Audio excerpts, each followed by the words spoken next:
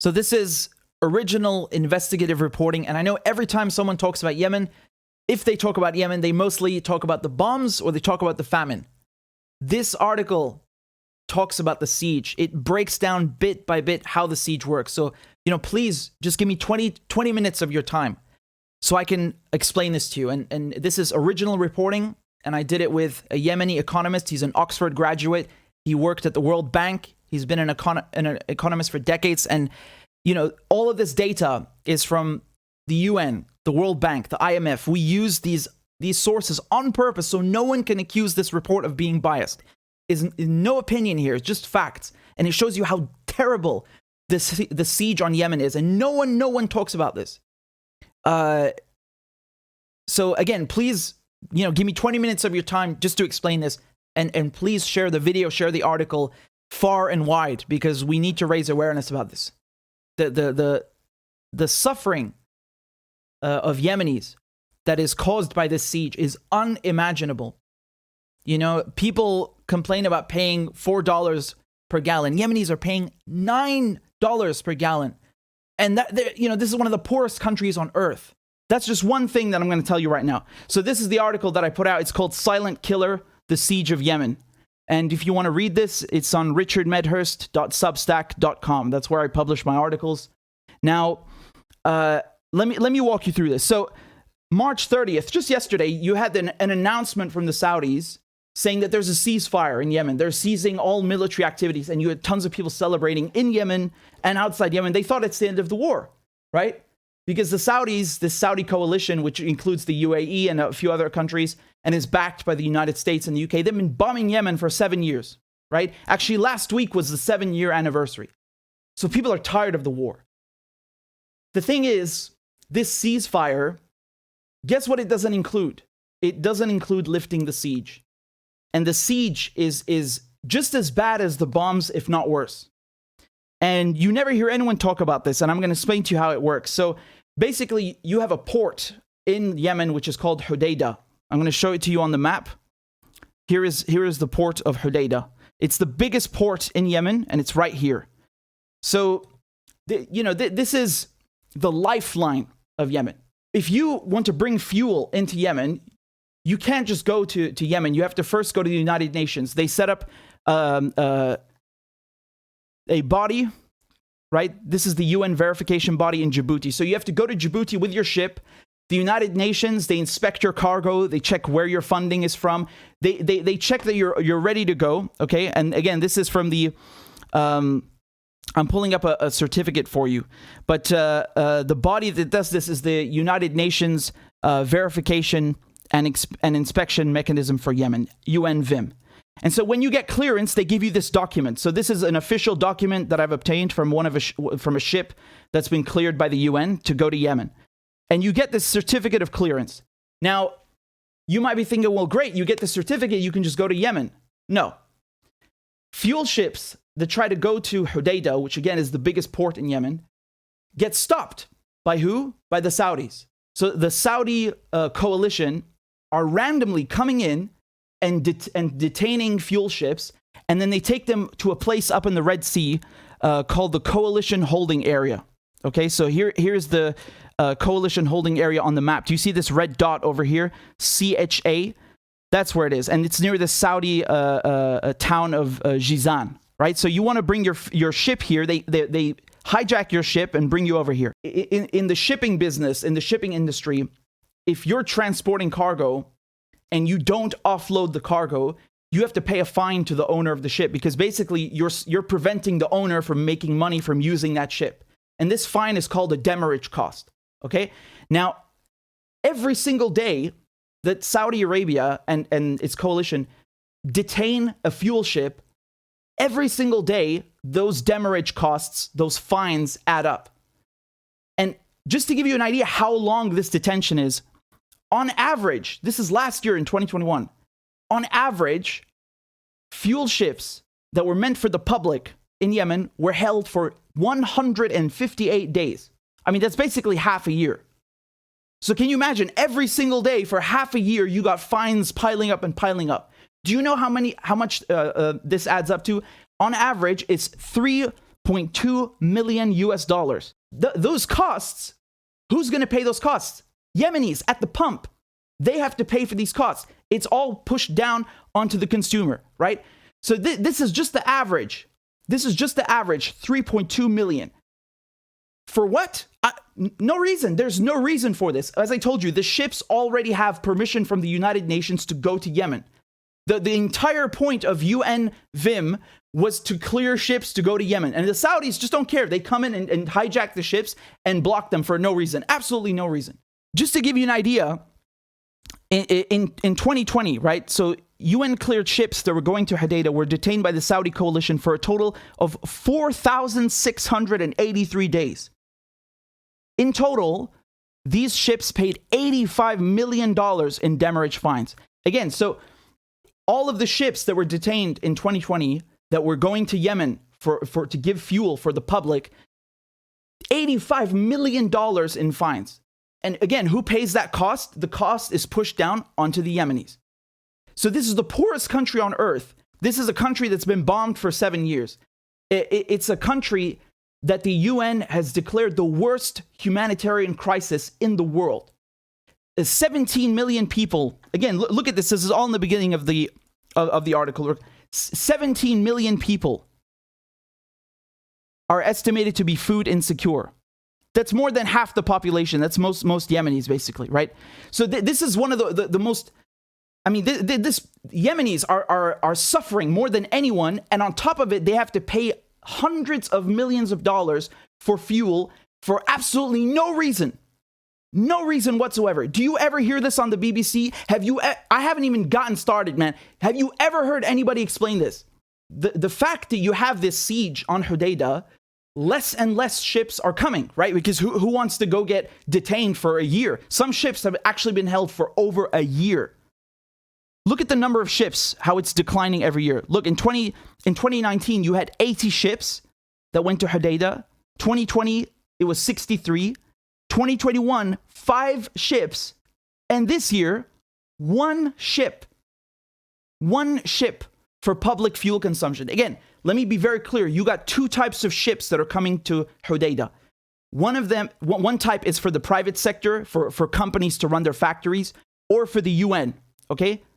The UN ships, there's no delay on that. That's just for the UN. The other type is public consumption. That means you're a Yemeni. You want to go fill your gas tank up. You want cooking gas. You want fuel for your generator. Fuel that goes to farmers, to hospitals. This is public consumption, and this is the most important one. And do you know what the Saudis are doing? They are punishing the ships that are bringing fuel for the public are punished the most. So again, this is all the data that me and Amir put together. Amir Al-Tibah, again, he's Oxford graduate, worked at the World Bank for 10 years. He's an expert economist.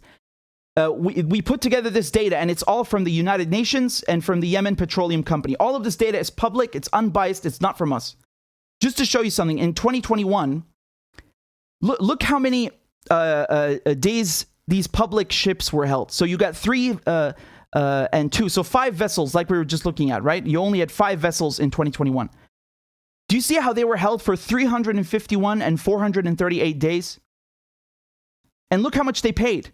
They paid 3.2 million on average. Meanwhile, the private sector, so the ships that are not for public consumption, the ships that are just going to the private companies for the factories, they get held for a much tinier period and therefore pay much tinier fines. So, I mean, not only are they holding the ships, but they're making sure the ones that are meant for Yemenis are held longer, and so Yemenis get screwed even more. Just to give you an example, I got a certificate a UN certificate from one of these ships. This is called the Splendor Sapphire. That's the name of the ship. Do you see when this ship was cleared? 3rd of January, 2022. Do you know where that ship is?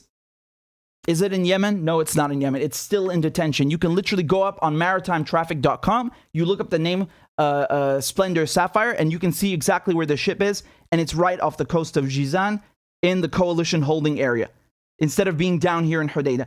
That's 4 months, right? That's almost 4 months now. We're April. That ship has been held for, who knows why. It's been cleared by the UN, but the Saudis won't let it go. Now, here's another. I published a list of other ships that are still being detained, that are still in detention. This list is from today, so it's the latest, and this is from the Yemen Petroleum Company. Now,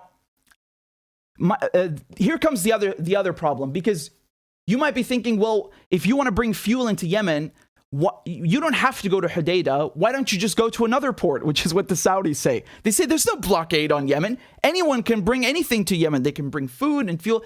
No. Hodeidah is, first of all, Yemen's biggest port, okay?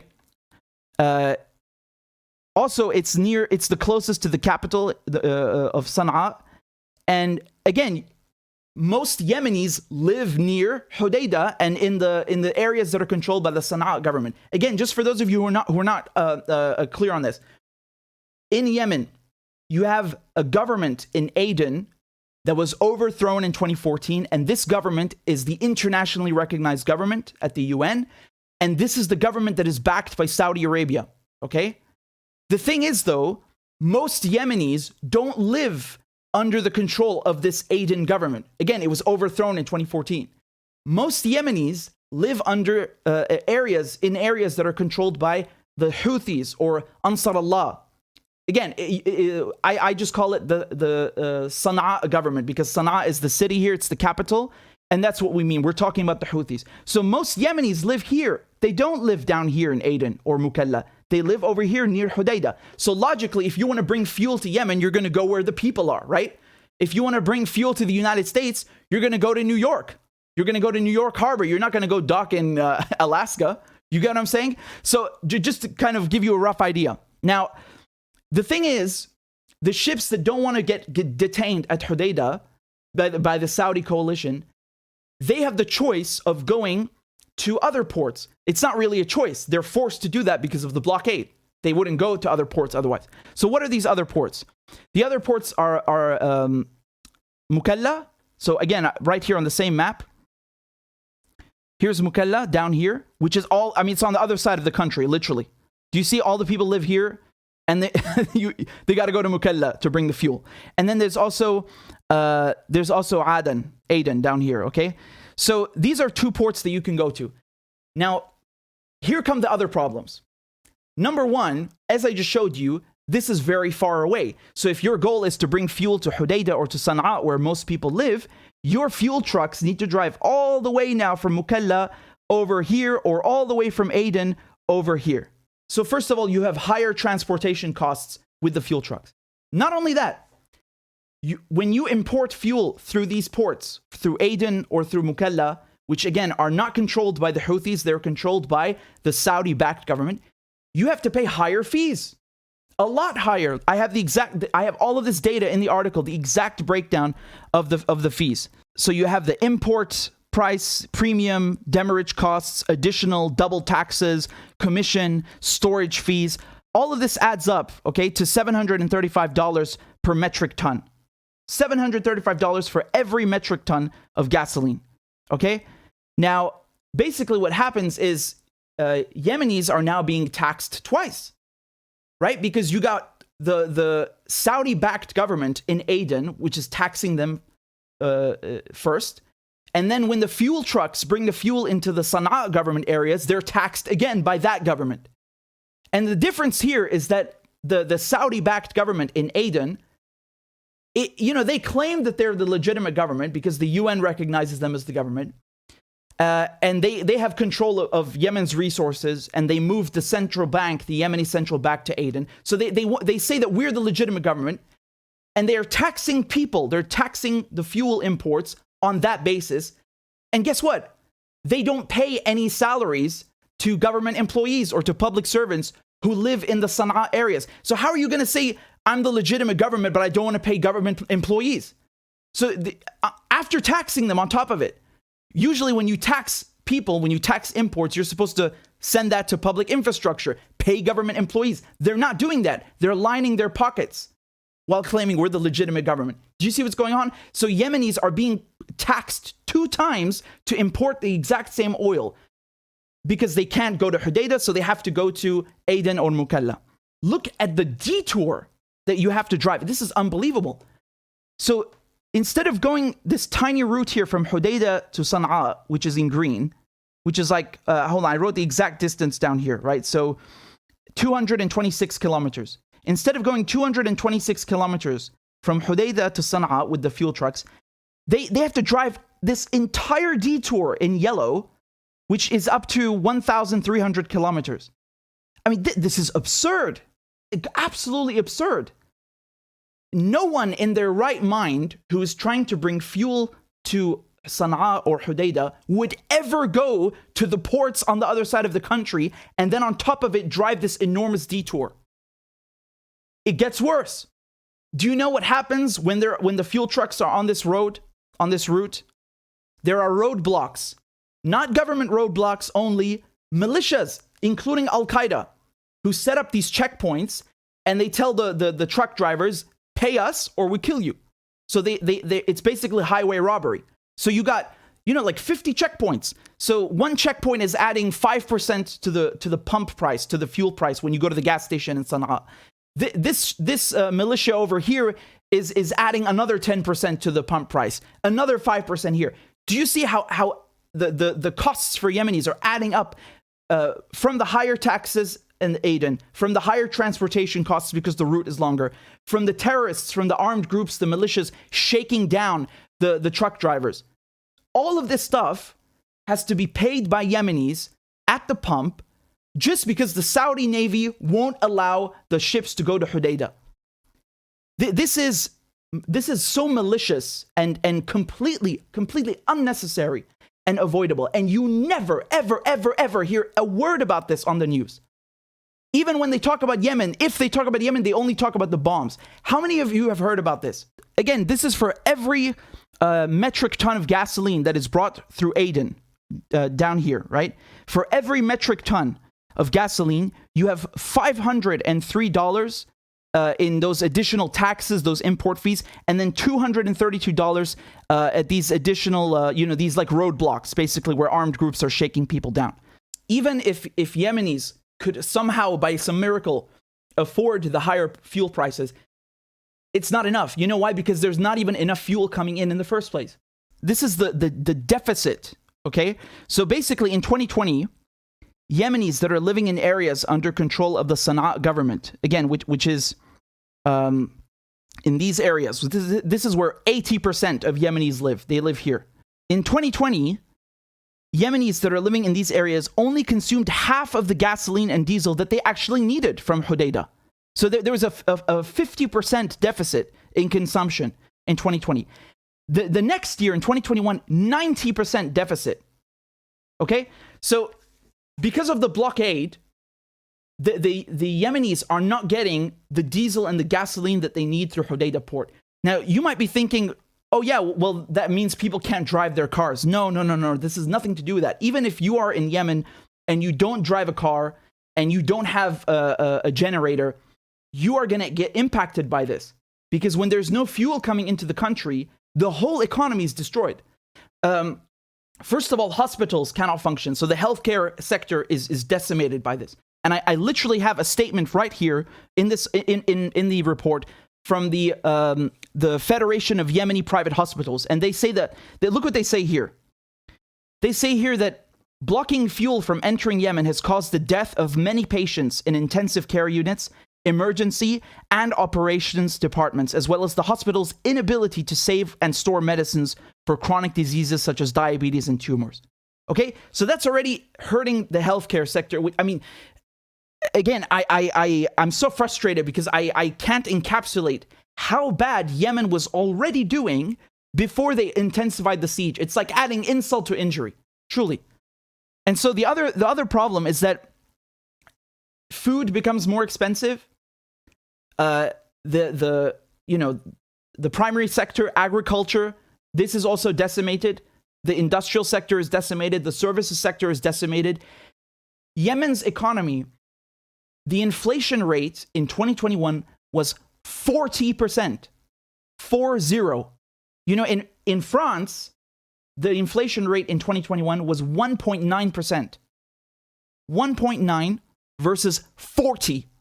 That is how the fuel crisis, this blockade, And the terrible conditions in Yemen are hurting the economy. So just to give you an idea of how much Yemenis are paying, in 2021, the Yemenis living in the Sana'a areas paid $644 million extra for diesel and gasoline for absolutely no reason. No reason. Just so the Saudi Navy can block ships that have already been cleared by the United Nations. What is the point of the United Nations verifying and inspecting these ships if the Saudi Navy or the Saudi-led coalition are just going to come and block them anyway?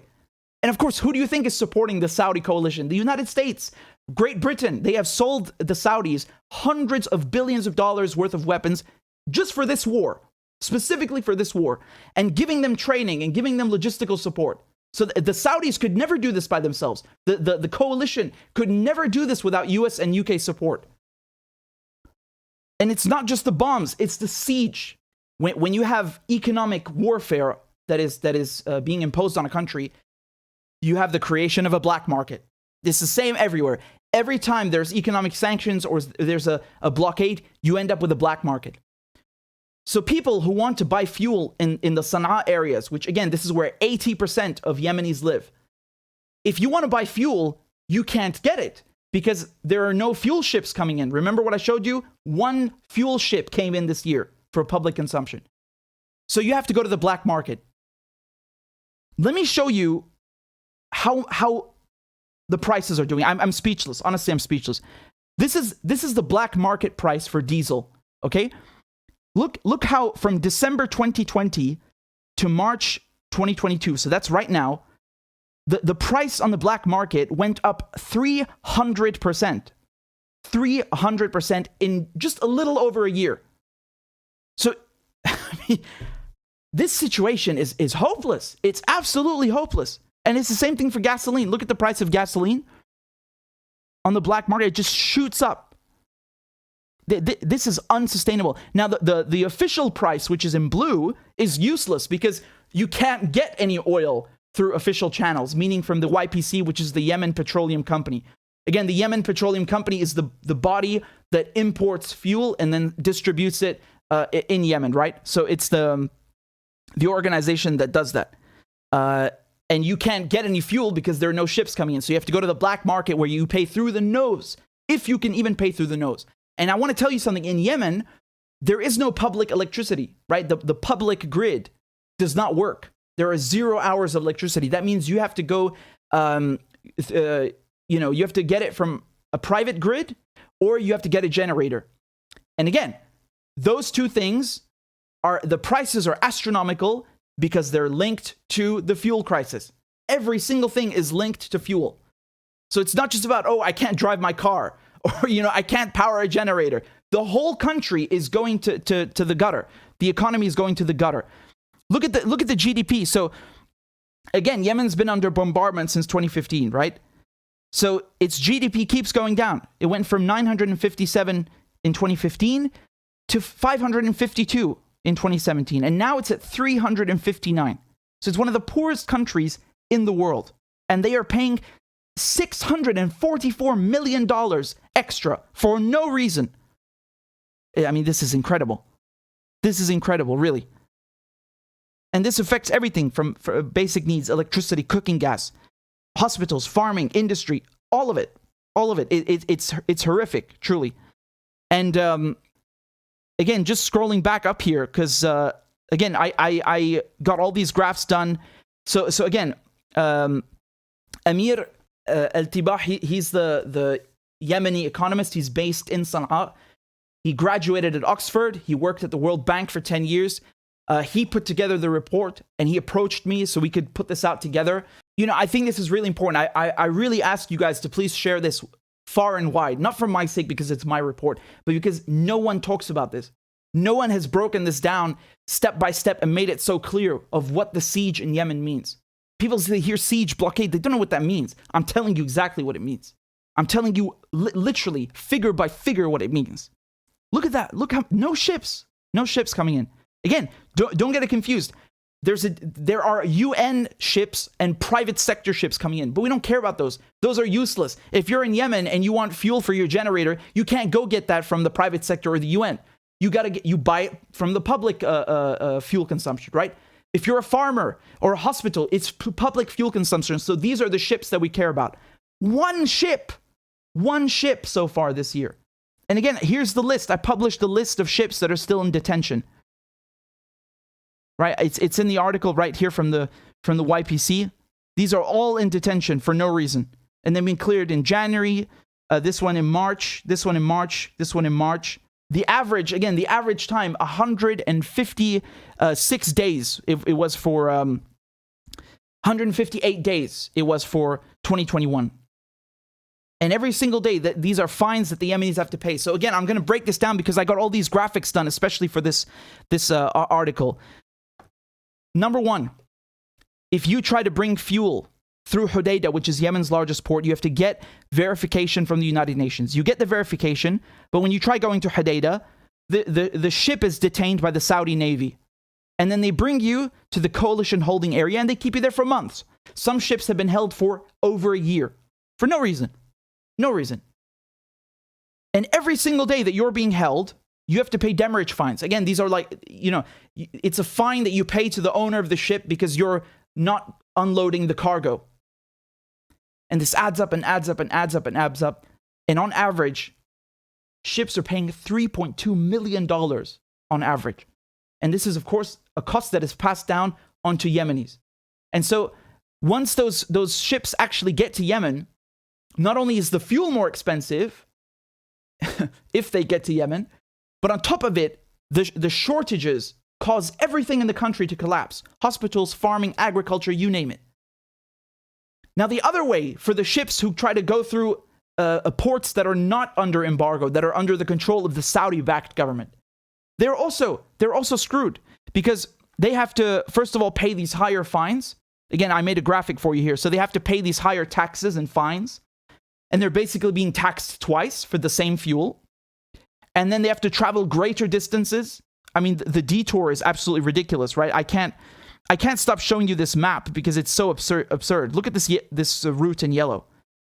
How on earth does that make sense? Do you know what this is like? This is like, imagine you're trying to bring fuel to New York, and instead of docking in the New York harbor, you go and dock in Florida and then drive the fuel up the entire East Coast. Why on earth would you do that if you could help it? No one would do that. This is a result of the blockade. This is a direct consequence of the blockade. Higher transportation costs because the routes are longer. And then along the way, you have roadblocks by Al-Qaeda, by other militias who are just trying to make a quick buck. And they threaten you. You either pay us, highway robbery, or we kill you. And then, of course, all of these things, higher import taxes or the double taxes, the higher transportation costs, the shakedown, the robbery by Al-Qaeda and other groups on the highway, all of this, who pays this? Yemenis. So again, just to put this in perspective, right now in Yemen, you pay $9.50 a gallon. That's not a European country. It's not a first world country. It's not a developed country. It's not even an undeveloped country. It's the country that is experiencing the world's worst humanitarian crisis. Can someone please tell me how this is fair? This is absolutely evil. It makes no sense. The only people profiting from this are the governments, the Saudi-backed government that controls these ports, the militias that are along the roads, right? The Al-Qaeda and other groups like it. And that goes to, of course, that sponsors terrorism. It funds terrorism and prolongs the conflict. Obviously, Yemenis are not doing that on purpose. They're being robbed, literally robbed on the highway. So this is astronomical. And like I said, you had $644 million in additional costs in 2021, paid by some of the poorest people on the planet. This is heartbreaking. And of course, I already got attacked by a bunch of Saudis when I posted it. They're saying, this is not credible. Hold on, what do you mean it's not credible? These figures are not mine. They're from the World Bank, from the International Monetary Fund, and the United Nations. Are you saying they're not credible? You always cite them, right? What's wrong with the figures? Amir and I chose those sources on purpose so no one can accuse the data of being biased or cooked. This is all open source data, right? And are you saying, what else is not credible? The documents that I published, the UN clearance permits, these are real. I can assure you these are real. Go check with the UN if you like. These are real. You don't need to have any. You can literally just go on maritimetraffic.com, type in the name of the ship, and see where it is. They're not in Hodeidah. They're in the coalition holding area, being detained for no reason, but even after being cleared by the UN. So what's not credible? It's absolutely credible. On the contrary, it's bulletproof. They can't mess with this. So, the only thing that I'm asking you guys is please to share this. Please tell people about this, because people, already no one talks about Yemen, especially now with what's happening in Ukraine. But on top of it, even when people do talk about Yemen, they talk about the bombs, they talk about the famine, which, yes, is horrible. But this is a silent killer, and it's just as bad as the bombs, if not worse. Even my cousins in Syria, they're also under a de facto siege because of the sanctions. It's not a naval blockade, but it's the same thing. It's economic warfare. They told me the same thing, right? They said that they prefer the bombs over the sanctions. And Amir, who I did the report with, same thing he told me. He saw my video when I was talking about my cousins, and he said, it's like what your cousin said, what my cousin said, right? It's just as bad as the bombs, if not worse. And the majority of Yemenis have not been killed by bombs. They've been killed by the famine and the blockade. So we really have to spread the word about this. And this was a lot of work, really. What Amir did, absolutely brilliant. And he's a top economist. He knows this inside out. And he really did an amazing job putting this together. Amazing job. I cannot tell you how complicated this was. So it's important that we get these figures out. Again, Yemenis paid. This is the Yemenis that are living in the Sana'a area. So that's 80% of Yemenis. They paid $644 million extra for diesel and gasoline for no reason, just because of this blockade. And that's last year in 2021, right?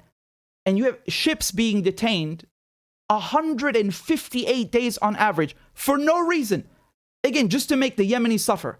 So, you go through Hodeidah, you'll be detained, higher cost of fuel. You go through Hodeidah, so the main port, you'll be detained, higher costs of fuel because of the demurrage fines. And if you go through Aden or Mukalla, one of the other ports that are controlled by the Saudi-backed government, you get hit with higher import taxes. You have longer routes to travel, so higher transportation costs, breakage costs. And then, of course, on top of that, Al-Qaeda and other militias shaking you down, robbing you on the highway. And who pays for this? Once again, Yemenis. This is not fair. I see people in the United States, rightfully complaining about paying $4 a gallon. But just to put it, I'm not trying to minimize that, but just to put it in perspective, the United States is a rich country. People are being forced to pay $4 a gallon there in one of the richest countries. Yemen is one of the poorest countries, and they're paying $9.50 a gallon. I mean, anywhere that would be wrong. And that would be bad and oppressive. But on top of everything that Yemen has been through, do you see why this is so angering and frustrating? And now on top of it, everyone's talking about Ukraine. No one wants to talk about Yemen. Let me tell you something. Again, it's like it just gets worse and worse and worse. So on top of the bombing, you have the famine. On top of that, you have the siege. The war in Ukraine is impacting Yemen. Do you know why? Because Yemen imports 40% of its wheat from Russia and Ukraine. So on top of everything I've told you, the costs are going up even more. It's really tragic. It's really. I feel like tragic doesn't encapsulate it, but really I'm really upset for what's happening to Yemenis. My heart really aches for them. This is not fair. This is unacceptable. And already people, even without the war in Ukraine, I feel like no one cared about Yemen. So I'm really trying to do my best here with Amir. I do this, not just as like a journalist or because Yemenis, are my brothers, but because it's a human thing.